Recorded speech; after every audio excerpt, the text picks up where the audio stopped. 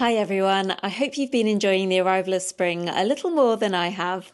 Unfortunately, since my last video, we've had torrential rain every single day, and so I haven't been able to start my planting and pruning as I'd really hoped to do.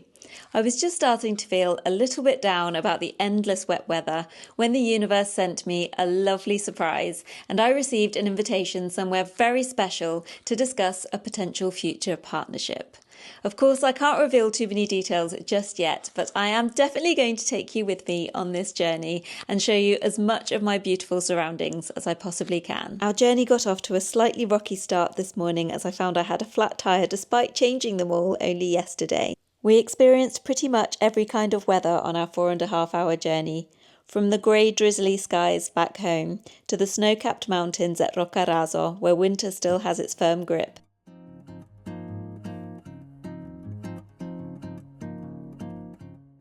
And then after stopping for a quick bite to eat, the clouds parted as we joined the so-called Autostrada del Sole, the Sunshine Highway, and we approached Naples.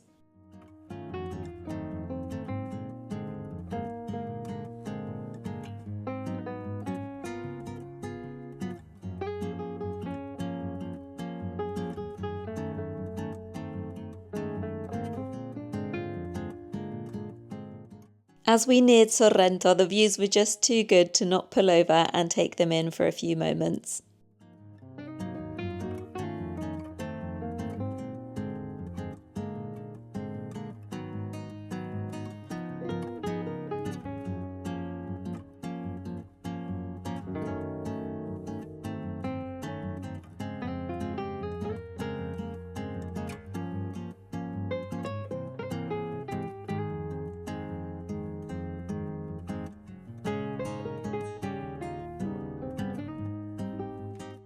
Our spacious apartment was located just outside a small town called Massa Lubrense, and it had the most incredible view over the Isle of Capri.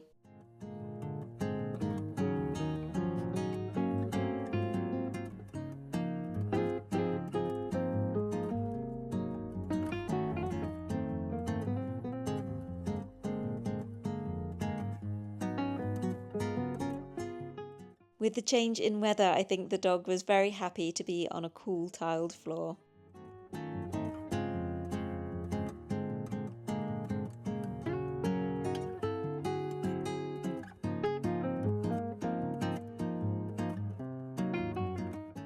Of course, we weren't just here to enjoy the views. After a quick refreshment and meeting the others involved in the project, we had a big meeting to discuss how we could potentially collaborate.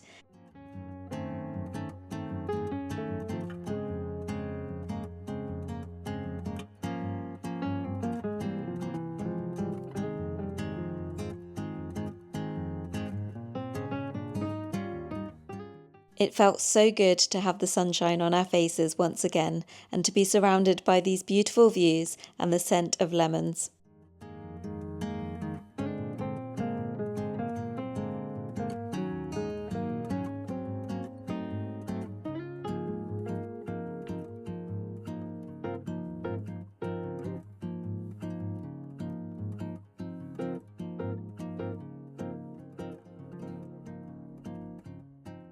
After the business side of things was wrapped up, we had the opportunity to enjoy an aperitivo on the terrace and take in the beautiful sunset over Capri.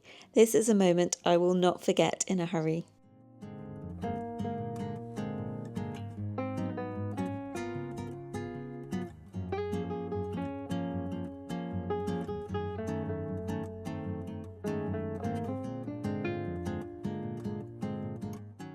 Dinner came next, and it was all about fresh seafood, my absolute favourite. Every single course was amazing, but the night didn't end there. In typical Neapolitan style, we ended up having a good old sing-along. The next morning we woke up to a beautiful day, and as much as we wanted to stay and soak in the beauty of this place, unfortunately duty called and we had to get back for the animals. However, we couldn't resist one last stop. Amore, qua questa guida a destra è l'ideale proprio, la cosa più bella del mondo, cioè in una strada così complicata, la guida a destra è top. Positano was just 5 kilometres away, and we decided it was our opportunity to make the most of the low season and enjoy a delicious breakfast overlooking those colourful cliffs.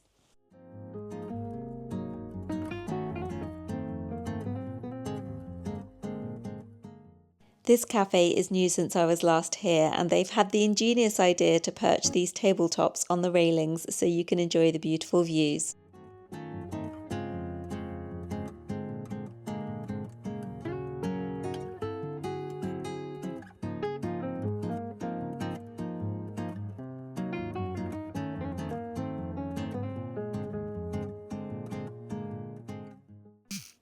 Making the most of the sunshine, we took a leisurely walk down to the beach, passing the famous church of Santa Maria Assunta and its iconic golden dome.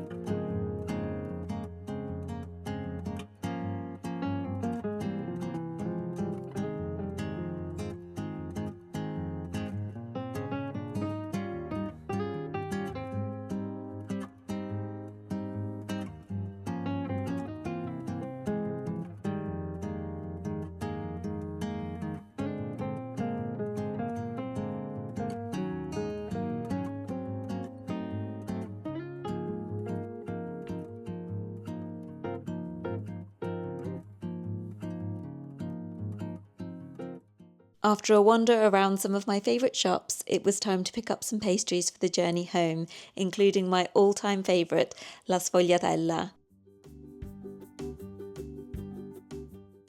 It's a delicious crispy pastry filled with ricotta and orange blossom, and they were still hot from the oven. Who could ask for more than that? Unfortunately, it was then time to head back to our car park, which I highly recommend in the low season. It was only €5 an hour, which for Positano isn't too bad.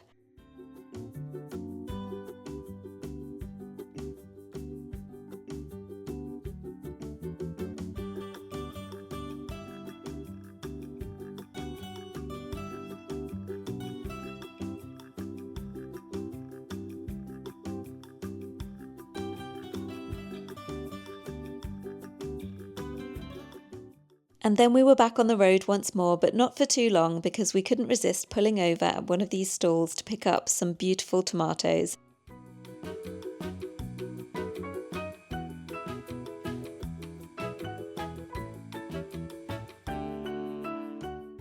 And of course, a refreshing lemon granita to wash down my sfogliatella.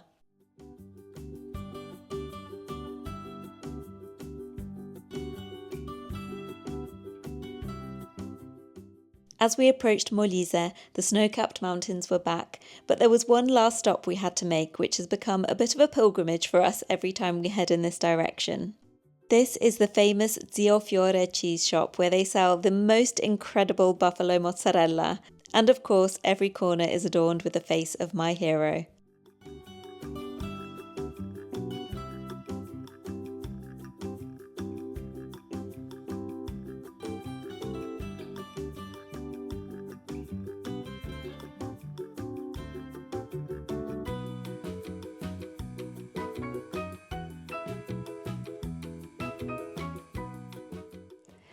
Home sweet home, and I'm so pleased I took the opportunity to go down there. I met some incredible people, laughed so hard, ate some wonderful food, and of course the scenery was absolutely breathtaking. I've always loved that part of the world ever since I used to holiday in Positano as a child, to the point that I even once threw myself an Amalfi Coast themed birthday party while I was still living in Dorset.